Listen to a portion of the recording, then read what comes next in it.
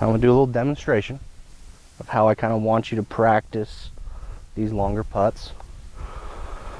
So pretty much we have a, I don't know, what would you say, how long is that putt? I don't know. 35 feet?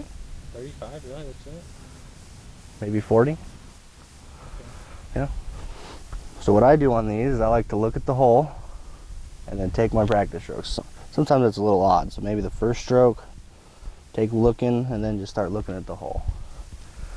And you just kind of want to feel like you are rolling the ball that distance, okay? Okay. And then after you get set up, look at the hole, try to feel what you were just practicing, and as soon as your eyes get back down on the ball, I want you to putt.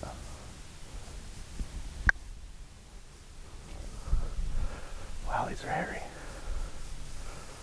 See what I'm saying? Yeah. These greens are rolling at about a 6. So we're gonna try that again. A little bit longer strokes.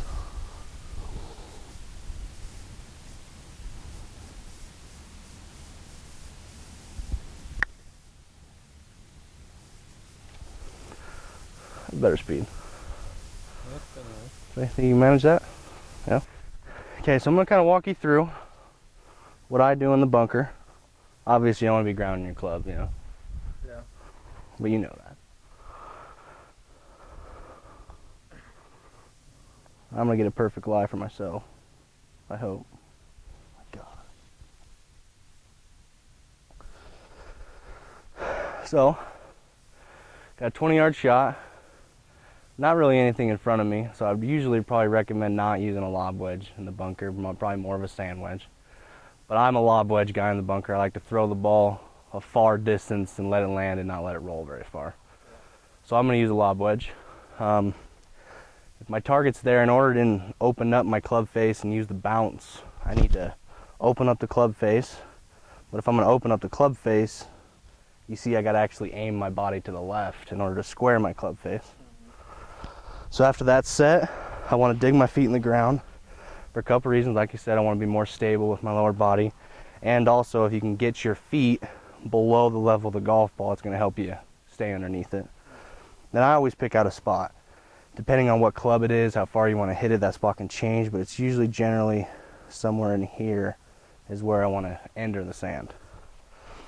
So then from there, I'm not even looking at the golf ball anymore. I'm visually staring at a grain of sand or something that's that far behind it. And I'm going to try to keep my hands up kind of high this direction. But once I get back here, I kind of want to let my body do the work and kind of stay as shallow as I can. You don't want to come down on it, and then all I want to try to do is almost kind of scoop the sand forward, right? So then I'm going to look at the target, visualize that spot, and go.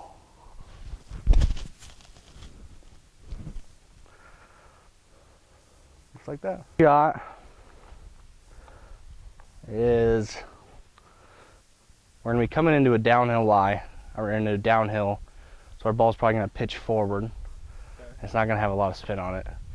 So the way I like to hit these kind of shots is kind of dead hand. You know, I'm not trying to have a lot of rotation with my hands to try to spin it. I just want to get the ball up with no spin, let it land, and let it naturally release. So how I'm going to hit that shot is I'm going to have it kind of forward in my stance, and I'm just going to kind of not use a lot of hands. I'm just going to kind of let my body take the club away and my body take it through.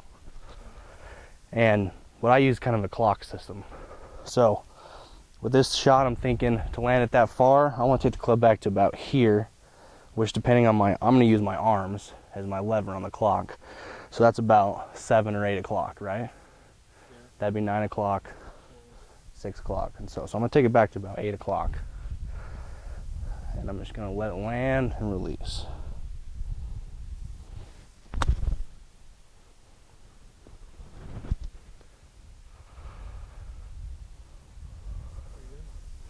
That worked out. So you go ahead and hop in there and take a try at that.